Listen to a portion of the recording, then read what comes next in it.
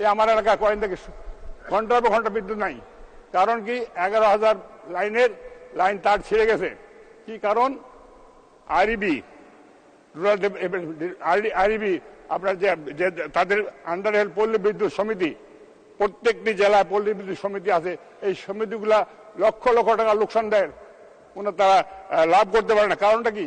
কারণটা ওদেরকে যে মালপত্রগুলো জিনিসপত্রগুলো দেওয়া হয়, যেমন ট্রান্সফরমার, ইনসুলেটর, তার, আপনার যে সব জিনিস তাদেরকে সমিতিগুলো দেওয়া হয়, সেগুলো সেন্ট্রালি এখানে খরিদ করা হয়। মানে স্পিকার, এই আপনার আরডিবি হেড অফিসে, এবং এইখানে যখন এই মালগুলো কিনে তারা সিন্ডিকেট করে কিনে, এবং এই ট্রান্সফরমারগুলো এত নিম্নমানের যে 2 বছর 1 বছর 6 মাস গেলে ট্রান্সফরমার নষ্ট হয়ে যায়।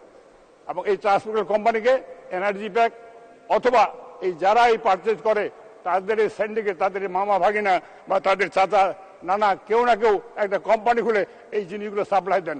এবং যে মিটারগুলো চায়না থেকে নিয়ে আসা হয়, এই আরডিবি ইম্পোর্ট করে, সেগুলো বাজারে 500 টাকা 600 টাকা, অথচ এই মিটারগুলো তারা 1200 টাকায় আরডিবিকে চাপিয়ে দেন।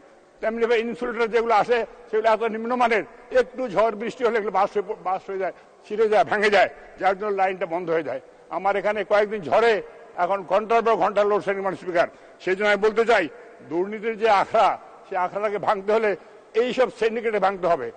আজকে আরবির হেড অফিসে যে মালগুলো খরিদ করা হয় অত্যন্ত নিম্নমানের, এবং এই নিম্নমানের মালগুলো প্রত্যেকটা সমিতিকে, পল্লী বিদ্যুৎ সমিতিকে চাপিয়ে দেওয়া হয়, এবং তারা সেইগুলো নিয়ে কাজ করে, এবং সেইগুলা ঠিকভাবে কাজ করে না, মান এত নিম্নে, যার জন্যই সেখানে আমাদের গ্রাহকের ভোগান্তি শুরু হয়ে যায়। মানে স্পিকার, সেই জন্য আমি বলতে চাই, এগুলো তদন্ত করে দেখা দরকার, এবং পল্লী বিদ্যুতের যে সমিতিগুলো আছে তাদেরকেই তাদের মাল কিনতে দিলে তারা লোকসানের ভারও কমবে, জিনিসও ভালো পাবে, এবং সেটা টেকসই হবে। আমি এই বিষয়টি দেখবার জন্য আপনার মাধ্যমে মাননীয় বিদ্যুৎমন্ত্রী আমার দৃষ্টি আকর্ষণ করি। মানে স্পিকার, আমি আজকে বলতে চাই, স্বাস্থ্যের অবস্থা, স্বাস্থ্য খাতের অনেক উন্নয়ন হয়েছে। আমাদের স্বাস্থ্যমন্ত্রী দিনরাত পরিশ্রম করছেন। গতকাল করে দেখেছি ল্যাবে গেছেন, বিভিন্ন হাসপাতালে যাচ্ছেন, রোগীদের কথাবার্তা শুনছেন, একটা চেষ্টা করছেন, কিন্তু জানি না করতে পারবেন কিনা। আমাদের উপজেলা লেভেলে, জেলা লেভেলে যে হাসপাতালগুলো আছে সেগুলো করুণ অবস্থা, বিল্ডিংগুলোর অবস্থা তো খারাপ, জানলা নাই, দরজা নাই, রিপেয়ার করা হয়, সংস্কার করা হয় নামমাত্র।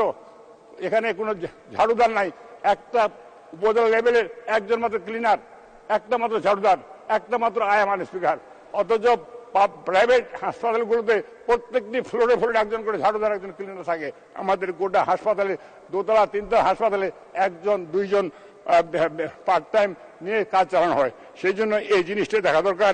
আজকে আউটসোর্সিং এর মাধ্যমে এই জিনিসগুলো চালানো হচ্ছে, এখানে লোক নিয়োগ দেওয়া হচ্ছে। আউটসোর্সিং এর মাধ্যমে লোক দেওয়ার ফলে সঠিকভাবে কাজগুলো তারা আদায় করে নিতে পারছেন না, বা তারা করতে পারছেন না। সেই জন্যই আমি বলতে চাই যে বিশেষ করে আমাদের উপজেলা লেভেলের যে হাসপাতালগুলো আছে সেগুলো সংস্কার করা অতি জরুরি, এবং সেখানে সব রকম মেশিন আছে, আল্ট্রাসাউন্ড থেকে আরম্ভ করে সব রকম মেশিন আছে, টেকনিশিয়ান নাই।